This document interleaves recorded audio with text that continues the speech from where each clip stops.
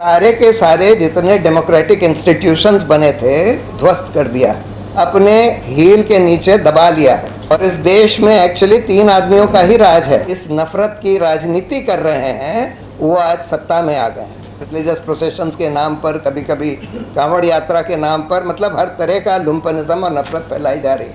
Main stream media नफरत और लुम्पनिज्म फैला रहा है। हिंदू ये समझ ले कि भाई हम मुसलमानों को दबाकर मार कर अपना भला कर लेंगे, तो ये बिल्कुल गलत सोच है, अनइंटेलिजेंट सोच है। फैला रहे हैं, हम लोग प्यार फैलाएंगे सत्ता में बैठकर, और इसको बिल्कुल बैंड मास्टर्स की तरह इसको ऑर्केस्ट्रेट कर रहे हैं, इस नफ़रत को और लुम्पनिज्म को। इंशाअल्लाह दोस्ती और प्यार की ही जीत होगी और नफ़रत की हार होगी। आज इस देश में जो हो रहा है नफ़रत के नाम पर, लंपटगिरी के नाम पर, ये सब उसका नंगा नाच हम लोग सब देख रहे हैं। भाषा ने, सब लोगों ने बताया कि देश में क्या क्या हो रहा है। मीडिया किस तरह से, जो मेन स्ट्रीम मीडिया है, देखिए मीडिया में भी 2 हिस्से हैं अब। एक तो मेन स्ट्रीम मीडिया है जो इस नफ़रत को और इस लुम्पनिज्म को, मतलब बिल्कुल लुम्पनिज्म, नफ़रत के साथ साथ देखिए ये थोड़ी अलग अलग चीज़ें हैं। नफ़रत फैलाना और साथ में लुम्पनिज्म फैलाना, यानी कि लिंच मॉब्स, गाली गलौच, मारपीट, वायलेंस, ये दूसरा लेवल है। ये दोनों को फैलाने का काम हमारा मेन स्ट्रीम मीडिया कर रहा है। लेकिन साथ में इंटरनेट की वजह से एक नया मीडिया भी खड़ा हुआ है, जिसको हम ऑल्टरनेट मीडिया कहते हैं, जो कि इंटरनेट के द्वारा चलता है, जिसमें ज़्यादा पैसों की ज़रूरत नहीं होती। और इस वजह से बहुत सारे अच्छे जर्नलिस्ट्स, भाषा की तरह के बहुत सारे हैं, रवीश, इतने सारे हैं, मतलब उनका नाम लेना भी मुश्किल है। बहुत सारे अच्छे जर्नलिस्ट आज ऑल्टरनेट मीडिया पर और सोशल मीडिया पर इसके बिल्कुल ख़िलाफ़ काम कर रहे हैं। यानी जो मेन स्ट्रीम मीडिया नफ़रत और लुम्पनिज्म फैला रहा है, उसके बिल्कुल विपरीत काम कर रहे हैं। और मेरा ये मानना है कि आज जो ऑल्टरनेट मीडिया है, उसका इन्फ्लुएंस आज मेन स्ट्रीम मीडिया से कुछ कम नहीं है। करीब करीब उतना ही इन्फ्लुएंस ऑल्टरनेट मीडिया का है, जो लोग अच्छा काम कर रहे हैं। और इसलिए मेरा ये मानना है कि एक तरफ नफ़रत ज़रूर फैली है, लुम्पनिज्म भी फैला है। लंपटगिरी जिसको कहते हैं, मतलब मार काट, गाली गलौच, बिल्कुल रूल ऑफ लॉ को ध्वस्त करना, कोई रूल्स को फॉलो ना करना, ये सब फैला है। लेकिन साथ में जितने लोगों में ये जहर फैला है, मेरा ये मानना है कि उससे ज़्यादा लोगों में ये इसके खिलाफ भी भावना फैली है। लेकिन फिर भी ये सब नफ़रत और लुम्पनिज्म चल रहा है। नूह में, मणिपुर में, जगह जगह चल रहा है। जगह जगह लिंच मॉब्स घूम रहे हैं, जगह जगह इस तरह के प्रोसेशंस में लोग घूम रहे हैं, रिलीजियस प्रोसेशंस के नाम पर, कभी कभी कांवड़ यात्रा के नाम पर, मतलब हर तरह का लुम्पनिज्म और नफ़रत फैलाई जा रही है।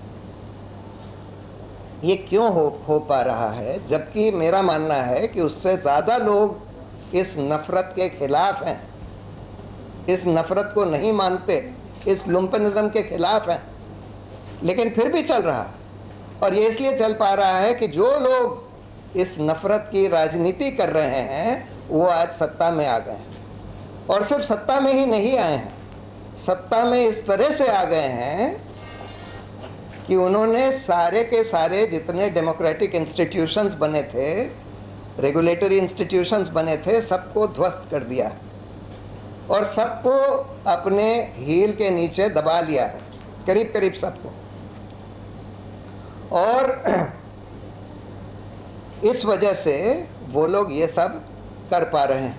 और इस पूरे इस्टेब्लिशमेंट में अगर आप देखें, जैसे आज राहुल गांधी ने बोला ना पार्लियामेंट में कि रावण 2 आदमी की सुनता था, कुंभकर्ण और मेघनाथ, और मोदी जी भी 2 ही आदमियों की सुनते हैं। और इस देश में एक्चुअली 3 आदमियों का ही राज है आज। अगर आप देखें, मोदी, अमित शाह और अडानी।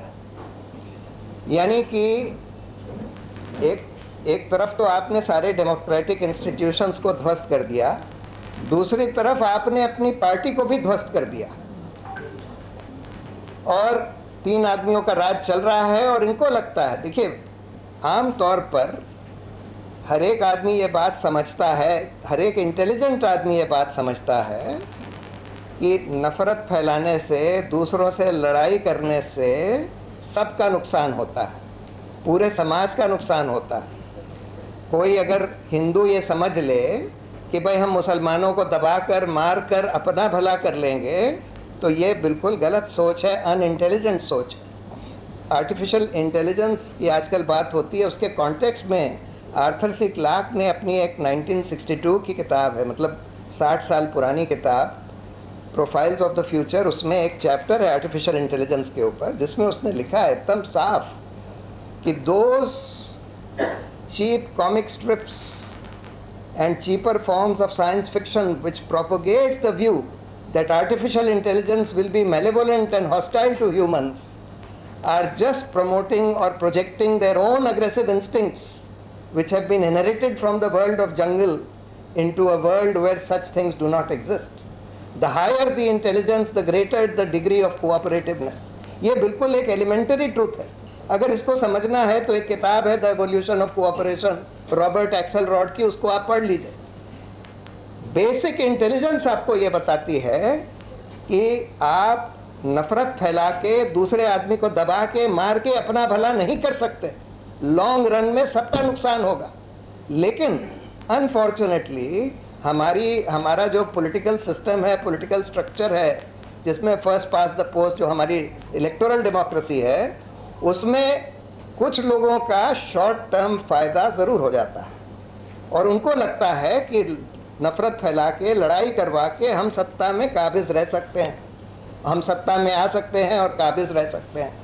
और इसलिए ये सोच सिर्फ उन लोगों की होती है, सिर्फ उन लोगों को एक शॉर्ट टर्म राजनीतिक फ़ायदा मिलता है जो लोग सत्ता के गेम में हैं, लेकिन समाज में किसी का फ़ायदा नहीं होता, इससे सबका नुकसान होता है। तो अब सवाल ये है कि हमको करना क्या है। देखिए, जैसे मैंने बोला कि हमारे पास अभी भी इतनी नफ़रत फैलाने के बाद भी ज़्यादातर लोग अभी ऐसे हैं जो इस नफ़रत के ख़िलाफ़ हैं, इस लुम्पनिज़म के ख़िलाफ़ डरे हुए हैं, सहमे हुए हैं, चुपचाप बैठे हैं।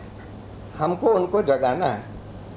और जैसे मैंने बोला कि आज ऑल्टरनेट मीडिया है, खड़ा भी हुआ है, जिसका इन्फ्लुएंस शायद उतना ही है जितना कि इस लुम्पन मेन स्ट्रीम मीडिया का है, जो इस नफ़रत के ख़िलाफ़ खड़ा हुआ है।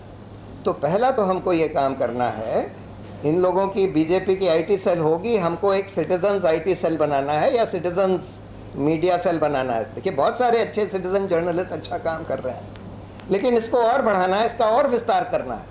और सारे सिटीजन्स, इसमें तो कोई डर की बात है ही नहीं। ये लोग नफ़रत फैला रहे हैं, हम लोग प्यार फैलाएंगे। ये लोग झूठ फैला रहे हैं, हम लोग सच फैलाएंगे। और इसमें तो सब लोगों को, हर एक आदमी कंट्रीब्यूट कर सकता है। हम लोगों को छोटे छोटे वीडियोस बनाने हैं या छोटे छोटे लेख लिखने हैं। आजकल लोगों का अटेंशन स्पैन छोटा होता है, तो छोटे का ही ज़्यादा इफेक्ट होता है। छोटे वीडियोस, छोटे लेख, जिसमें हम बताएं कि भाई हमारी डाइवर्सिटी ही हमारी स्ट्रेंथ है, और हमारा रिलीजियस डाइवर्स एंगेजमेंट है, अलग अलग धर्मों के लोगों से, अलग अलग तरह के लोगों से, उससे हिस्टोरिकली हमारे देश को, हमारे समाज को कितना फ़ायदा हुआ है। हम लोग इस तरह के, और जो पॉजिटिव स्टोरीज जैसे हर्ष ने बताई, इस तरह की स्टोरीज़ को हम लोग फैलाएं।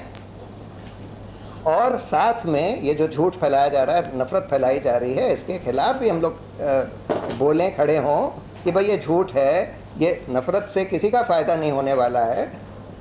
और कहीं कहीं जहाँ हो सके, जहाँ हम लोग पकड़ सकें कि ये झूठ किसने फैलाया, यानी नफ़रत फैलाने वाला झूठ आज खूब यूज़ किया जा रहा है। भाजपा की आईटी सेल करती है, हमको पता है कहाँ से ओरिजिनेट हुआ।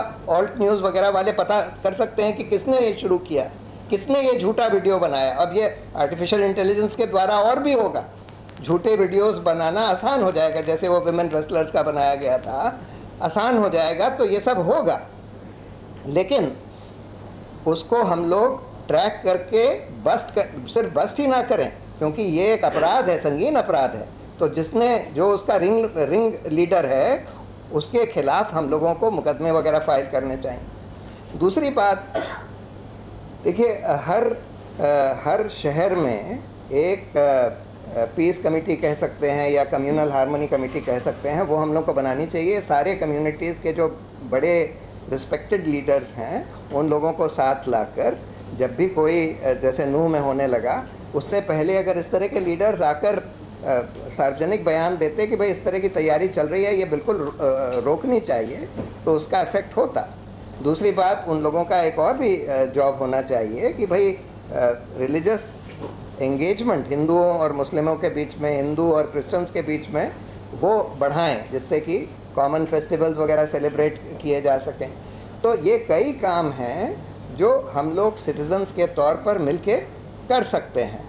और आखिर में तो खैर इन लोगों को पॉलिटिकली हराना होगा, जो लोग आज सत्ता में बैठकर और इसको बिल्कुल बैंड मास्टर्स की तरह इसको ऑर्केस्ट्रेट कर रहे हैं, इस नफ़रत को और लुम्पेनिज़म को, इन लोगों को पॉलिटिकली हराना होगा। और मेरा ये मानना है कि वो समय अब आ गया है। आप देखिएगा कि नवंबर के इलेक्शन में सारे स्टेट्स ये लोग हारेंगे और धीरे धीरे इस पूरे देश में माहौल बन रहा है इन लोगों के ख़िलाफ़, और इंशाअल्लाह दोस्ती और प्यार की ही जीत होगी और नफ़रत की हार।